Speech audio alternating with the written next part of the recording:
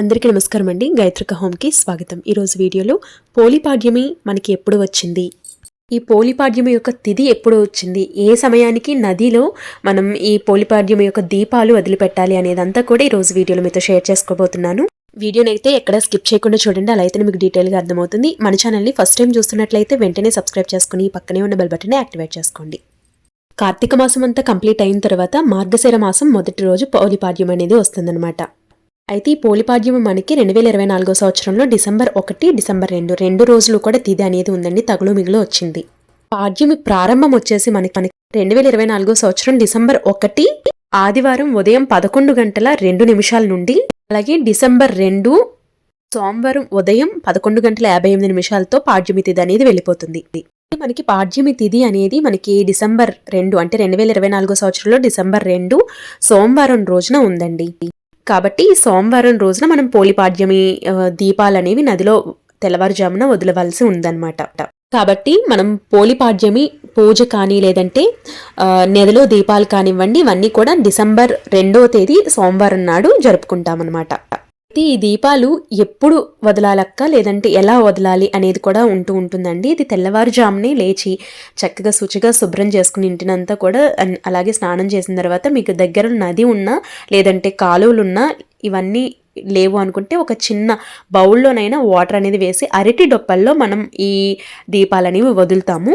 కొంతమంది 31 ఒత్తులు వదులుతారండి, కొంతమంది ఏంటంటే 33 ఒత్తులు వదులుతారు, కొంతమంది 35 ఒత్తుల్ని చేసుకుని చక్కగా గంగా నదిలో చక్కగా వదులుతారనమాట. ఇది వారి వారి ఆచారాన్ని బట్టి ఉంటుంది. 31 ఒత్తులు ఏంటంటే మనం నెల రోజులకు గాను పూజలు అనేవి ఆచరిస్తాం కదండి, ఒక్కొక్కసారి మధ్యలో స్కిప్ అయిపోయి చేయలేకపోతూ ఉంటాము. కాబట్టి 31 రోజులకి సంబంధించినటువంటి 31 ఒత్తులతో దీపారాధన అనేది చేసి చక్కగా నదిలో అనేది వదిలితే అన్ని రోజులు చేసినటువంటి పుణ్య ఫలితం అనేది మనకి దక్కుతుందనే ఉద్దేశంతో ఈ పోలిపాడ్యమి రోజున ఇలా నదిలో అనేది దీపారాధన వదులుతారనమాట. అయితే ఇక్కడ 31 ఒత్తులు ఇలా చేసుకునేవారు ఇలా చేసుకుంటారు. లేదు అంటే 33 ఒత్తులు ఏంటంటే గంగమ్మ తల్లికి ఎక్స్ట్రాగా చేసి దీపారాధన అనేది చేసుకుంటారు. కొంతమంది 35 ఒత్తులు ఏంటంటే 31 నెల రోజుల పాటు దీపారాధన, ఇంకొకటి ఏంటంటే ఒకటి గంగమ్మ తల్లికి చేసుకుంటూ ఉంటారు. మరొకటి ఏంటంటే విఘ్నాలు లేకుండా మనకి పూజలన్నీ కూడా చక్కగా పూజ అనేది చేసుకున్నాము కాబట్టి ఆ గణనాథుడికి కూడా దీపారాధన చేసి నదిలో అయితే వదులుతారనమాట.